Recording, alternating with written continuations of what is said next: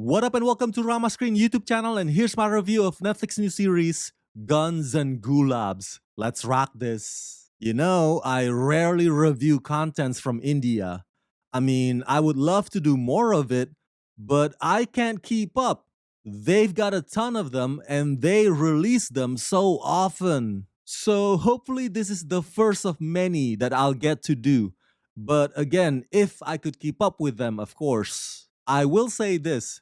I am super duper glad that I got to watch this new show, Guns and Gulaabs, because this has got to be one of the most terrific gangster action comedies I've ever seen.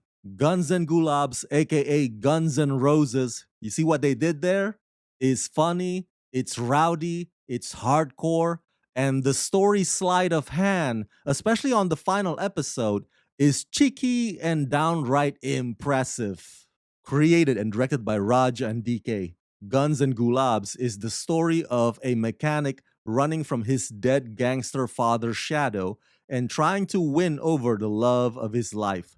It's also the story of a reluctant cartel heir trapped in a life he's unsure of, trying to command an army of henchmen who don't take him seriously. It's also the story of an honest cop who ends up being an agent of chaos. It's also the story of two teenagers as they experience love, betrayal, heartbreak, and all kinds of firsts. Starring Rajkumar Rao, Dulquer Salman, Adarsh Gurav, Gautam Sharma, Gurav Sharma, Gulshan Devaya, and TJ Banu. What's interesting is that even though it may look like there's only 7 episodes, there's actually 8, but the 7th and the 8th episodes got fused into one that makes it feel like a mini movie, if you will, at the end. The showrunners Raj and DK have a very devious sense of humor because the comedy on Guns and Gulaabs is not just character driven. A lot of the times it comes at you out of nowhere and it's unapologetic and irreverent. Even the chase scenes are hilarious because everybody there rides motorcycles. So there's a certain unique look and flavor in staging or choreographing some of those sequences. The gangster rivalry elements are in the same vein as Guy Ritchie and Quentin Tarantino and the Coen brothers, and the power struggle narrative structure is snappy yet clearly defined. The occasional nonlinear progression is not overwhelming because it's not designed to be gimmicky or dizzying. It's simply there to accomplish that sleight of hand that I mentioned earlier. And trust me, the outcomes are highly amusing. The performances by the actors are just as comically outrageous as the characters they play.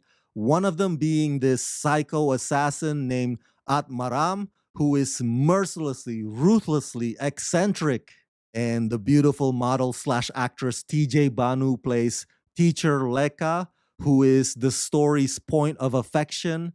And that situation provides its own set of sweet absurdity. The leads, of course, are the cop Arjun, played by Dulquer Salman, and the mechanic Tipu, played by Rajkumar Rao. Now, I don't know whether or not these two talents are popular in India, but if they are, then I can totally understand why.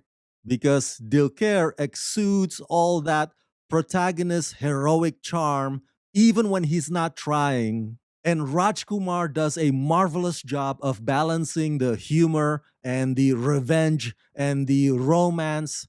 His character Tipu is the unlikely anti-hero and the underdog, and his arc is grounded 1 minute and over the top the next minute. Great production value for a story that is supposedly set in the 90s, and logistically, it's bodacious with India's beautiful village landscapes as the unsung supporting character. It's as if Raj and DK have their own sandbox where they can realize their own version of Scorsese-esque fantasies. So yeah, overall I give Guns and Gulaabs the rating of 4 out of 5. One of the most entertaining new shows on Netflix. It's absolutely ridiculously Fun, fun, fun. So that's it. That's my review of Guns and Gulaabs. Smash that like button. Share this video with everyone you know. Share your thoughts in the comment section below. And as always, subscribe, subscribe, subscribe. Let's rock this.